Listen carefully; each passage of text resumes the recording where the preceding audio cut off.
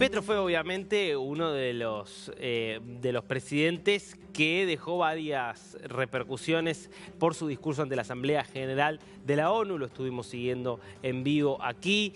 De hecho, hacía alusión hacia el final justamente de su discurso al propio Javier Milei, cuando hacía su denuncia respecto de este poder muy vinculado, como hacen habitualmente los discursos antisemitas, a el pueblo judío que estaría detrás del control del mundo, que está matando a los niños de Gaza y que además quiere el control absoluto. Decía, bueno, quieren el control y censurar todo, pero al mismo tiempo dicen viva la libertad, carajo, queriendo de alguna manera meterlo a Milei allí dentro de esa bolsa. Sin dudas, el discurso de Milei generó mucha repercusión porque fue un discurso directamente al corazón de las Naciones Unidas, al corazón de cómo funcionan hoy las Naciones Unidas, que claramente tienen problemas graves, de los que venimos hablando aquí, pero claro, no es habitual que un presidente, y de un presidente de la relevancia que tiene la Argentina y de la relevancia internacional que ha adquirido Milei por sus posiciones poco habituales, critique dentro del mismo foro el funcionamiento mismo de Naciones Unidas. Vamos a estar hablando de algunas de estas críticas que hizo Milei y de las consecuencias que han tenido. Uno de los temas centrales, esta hipocresía, podríamos decir, de la ONU, una ONU que parece muy benevolente con algunos países e increíblemente dura con otros. Así lo planteaba el presidente argentino.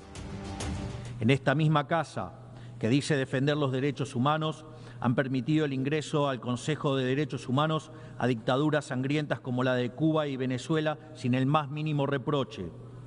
En esta misma casa, que dice defender los derechos de las mujeres, permite el ingreso al Comité para la Eliminación de la Discriminación contra la Mujer a países que castigan a sus mujeres por mostrar la piel. En esta misma casa, sistemáticamente se ha votado en contra del Estado de Israel, que es el único país de Medio Oriente que defiende la democracia liberal, mientras se ha demostrado en simultáneo una incapacidad total de responder al flagelo del terrorismo. Bueno, qué punto, ¿no?, el que plantea allí Milei, porque efectivamente es así. Uno ve los integrantes del Consejo de Derechos Humanos de la ONU, de los países que tienen que supuestamente con su voto decidir si se abren, por ejemplo, investigaciones, si se envían expertos a analizar la situación de derechos humanos en un país, y ve una lista de países donde las violaciones a los derechos humanos son sistemáticas, forman parte de la estructura. Bueno, esos países son los que después por ahí terminan votando y de repente condenando a Israel, que como decía Milei es la única democracia que tiene América Latina. ¿Cómo se entiende que un dictador como Nicolás Maduro, que viene arrasando con la población venezolana, violando los derechos humanos de toda forma documentada, pero como pocas dictaduras están tan documentadas sus abusos como lo de la Venezuela, y la Corte Penal Internacional, que no es la ONU, pero forma parte del sistema de la ONU, no emitió una orden de captura contra Maduro, y sí tiene una orden de captura emitida, por lo menos un pedido realizado por el fiscal ante la Corte, contra el primer ministro de Israel, Benjamín Netanyahu, por considerar que la guerra que está llevando adelante Israel contra el terrorismo es una forma de genocidio. ¿Cómo se entiende que tenga Netanyahu un pedido de captura y no lo tenga Ali Jamenei, el líder supremo de la República Islámica de Irán, que es un estado que oficialmente promueve el terrorismo en todas sus expresiones? Difícil de entender, ¿no? Difícil. Bueno, habló también acerca de la ideología que domina hoy buena parte de la ONU. Y utilizó un concepto ahí que es un concepto crítico porque está hoy en el centro del debate, yo te diría político y cultural en el mundo. El concepto de woke. Escúchalo del palabra de Milei y lo analizamos. Una organización que en vez de enfrentar estos conflictos invierte tiempo y esfuerzo en imponerle a los países pobres que cómo y deben producir, con quién vincularse, qué deben comer y en qué creer, como pretende dictar el presente pacto del futuro. Toda esta larga lista de errores y contradicciones no ha sido gratuita, sino que ha redundado en la pérdida de credibilidad de las Naciones Unidas ante los ciudadanos del mundo libre y en la desnaturalización de sus funciones. Por eso, quiero hacer una advertencia. Estamos ante un fin de ciclo. El colectivismo y el postureo moral de la agenda woke se han chocado con la realidad y ya no tienen soluciones creíbles para ofrecer a los problemas reales del mundo. De hecho, nunca las tuvieron. Si la Agenda 2030 fracasó, como reconocen sus propios promotores, la respuesta debería ser preguntarnos si no fue un programa mal concebido de inicio, aceptar esa realidad y cambiar el rumbo. No se puede pretender persistir en el error redoblando la apuesta de una agenda que ha fracasado. Siempre ocurre lo mismo con las ideas que vienen de la izquierda. Diseñan un modelo acorde a lo que el ser humano debería hacer, según ellos, y cuando los individuos libremente actúan de otra manera, no tienen mejor solución que restringir, reprimir y coartar su libertad. Hablaba Milei para referirse a su crítica al Pacto del Futuro, que lo hablamos aquí en The News el día lunes, porque fue después de que fuera votado el domingo a instancias del secretario general Antonio Guterres, de justamente lo que es este pacto, que tiene una serie de objetivos, que es una especie de actualización de lo que era ya la Agenda 2030. Bueno, sobre tanto la Agenda 2030 como sobre el Pacto de Futuro, decía Milei que tiene el problema del postureo moral de la Agenda woke. ¿Y qué es la Agenda woke? ¿De dónde sale este concepto que se empieza a utilizar cada vez más? Uno no sabe, o ahora ya está más claro, pero si al principio si era a favor o si es en contra, si hay alguien que se asume woke o son los detractores del movimiento woke que acusan a otros de serlo. Bueno, vamos a tratar de clarificar un poco y de entender por qué esto está vinculado a algunas de las objeciones que planteaba Milei al funcionamiento de la ONU. Woke viene justamente de la conjugación del verbo wake, que es despertar en inglés. Esa es básicamente la idea, despertar. Obviamente aquí interpretado despertar en un sentido metafórico, no en un sentido literal. ¿Y de dónde viene? Bueno, surge hace ya te diría varios años en lo que es el movimiento por los derechos civiles de la población afroamericana en los Estados Unidos, que hablan de la importancia de estar despiertos en términos de, bueno, el problema de racismo estructural que había en los Estados Unidos, la discriminación que sufrían los negros por el solo hecho de haber nacido con un color de piel determinado, y cómo el concepto de woke empieza a aparecer como la idea de tenemos que estar despiertos, ser conscientes de estas injusticias.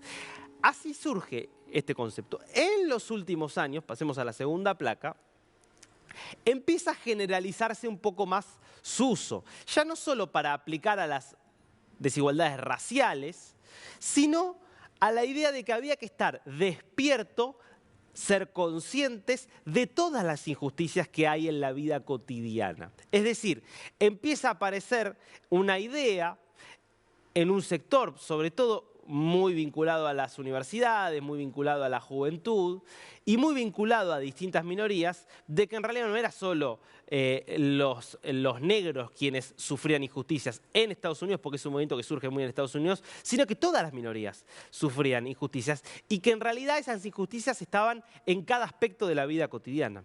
Y entonces utilizaban este concepto del despertar, del woke, de decir, tenemos que ser conscientes de que esas injusticias están a nuestra vista todo el tiempo y tenemos que combatirlas. Claro, a partir de la radicalización que ha habido en los últimos años de estos movimientos que dicen defender minorías, es que empieza a aparecer la utilización del concepto de woke, pero negativa. Es decir, los detractores de ese movimiento son los que empiezan a acusar a estos de ser justamente radicalizados, con esta mentalidad que, decía Milei, pertenece al postureo woke. ¿Y qué es lo que apuntan los críticos de este movimiento? Pasemos a la última placa para ir repasando, porque tiene mucho que ver con lo que hemos visto en las universidades de Estados Unidos, con las inconsistencias que se ven en la ONU, y tiene que ver justamente con esto. Hoy se acusa de woke a las personas que llevaron al extremo las denuncias de estas injusticias. ¿Qué sería llevar al extremo la denuncia de las injusticias? Bueno, decir que básicamente es una forma de machismo. Cualquier elemento que diferencie a un hombre de una mujer puede ser utilizado como una forma de acusar machismo y de demostrar una supuesta relación patriarcal. Y, por lo tanto, eso correspondería que haya sanciones, que haya castigos, que se cancele a esa persona que es acusada de machista, cuando quizás lo único que hizo fue un comentario, un chiste, una broma o algo que no tiene nada que ver con las versiones más extremas, por supuesto, de machismo y por lo que nacieron estos movimientos, que tenía que ver, bueno, con la segregación racial, que tenía que ver con considerar a las mujeres ciudadanas de segunda categoría, toda una serie de cuestiones que afortunadamente en el mundo occidental han quedado atrás y sin embargo sigue habiendo grupos que hablan como si eso no hubiera cambiado.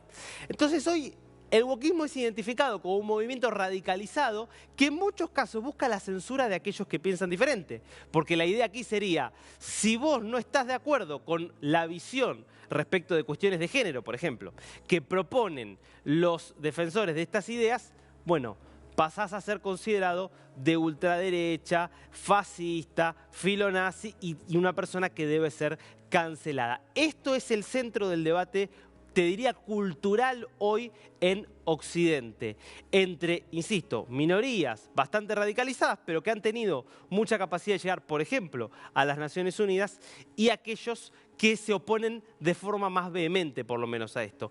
Y para cerrar, ¿por qué Milei dice que la Agenda 2030 o que el Pacto del Futuro peca de esto? Porque entre otras cosas dice Milei, bueno, los objetivos que se propone son loables. ¿Quién podría estar en contra de la erradicación de la pobreza, de la igualdad de género, de la lucha contra el cambio climático, de que no haya cambio climático? Lo que pasa es que la forma en la cual propone eso, el tipo de regulaciones que propone, el castigo que propone para aquellos que no hacen las cosas tal cual se plantea de esa forma, bueno, termina siendo quizás hasta una forma incluso de cierto autoritarismo.